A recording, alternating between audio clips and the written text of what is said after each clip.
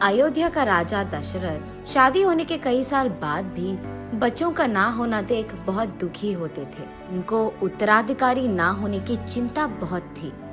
वशिष्ठ महामुनि दशरथ राजा को ऐसे देख उनकी चिंता के कारण जानते हैं। राजा, महायज्ञ का आयोजन कीजिए, अब वो भगवान ही आपकी चिंता दूर कर देंगे। ये कहकर अगले ही दिन दशरथ राजा और वशिष्ठ मुनि मिलकर महायज्ञ का शुरुआत करते हैं। यज्ञ के दौरान एक शक्तिशाली आदमी प्रसाद लेकर उस यज्ञ की आग से बाहर आता है। इस प्रसाद को अपने 3 बीवियों में बांट दो। ये कहकर प्रसाद को दशरथ राजा के हाथ में देते हैं।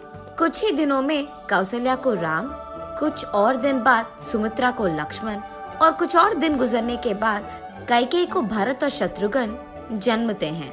कुछ ही सालों में विद्याभ्यास करने के लिए दशरथ राजा उनके बच्चों को वशिष्ठ मुनि के आश्रम भेजते हैं।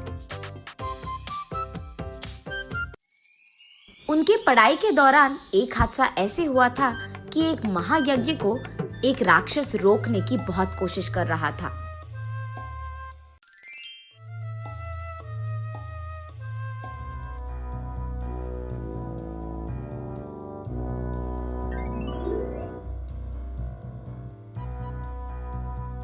तब राम उसका ताकत और बुद्धि का इस्तेमाल करके उस राक्षस को खत्म कर देता है और यज्ञ के बीच कोई आपत्ति नहीं आने देता है। श्री राम की वीरता का वशिष्ठ महामुनि कदर करते हैं। दूसरी तरफ जनक महाराज सीता स्वयंवर के लिए डंडोरा पिटवाते हैं। ये जानकर राम के जन्मदिन के शुभ संदर्भ पे राम लक्ष्मण दोनों को सीता स्वयंवर ले जाते हैं।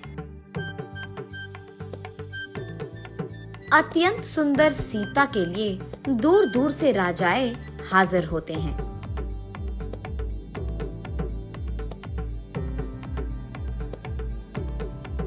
वही मौजूद शिव धनुष को जो आदमी तोड़ता है, जनक महाराज कहते हैं कि वही आदमी सीता के पति बन पाएंगे।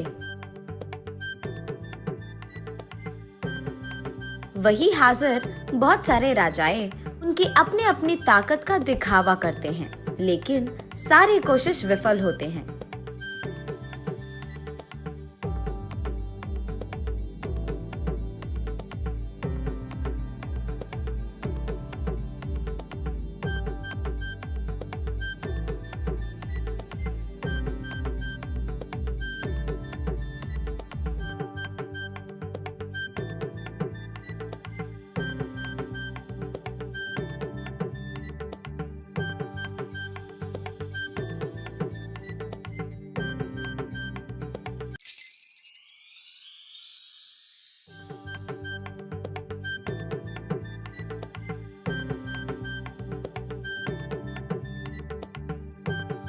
तब वशिष्ठ महामुनि के आदेश के अनुसार राम उस शिव धनुष को एक बड़ी ध्वनि से तोड़ देते हैं।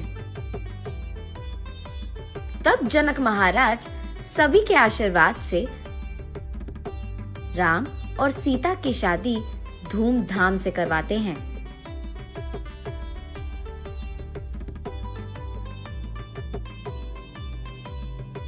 उसके बाद वो दोनों उनके घर अयोध्या पहुंचते हैं।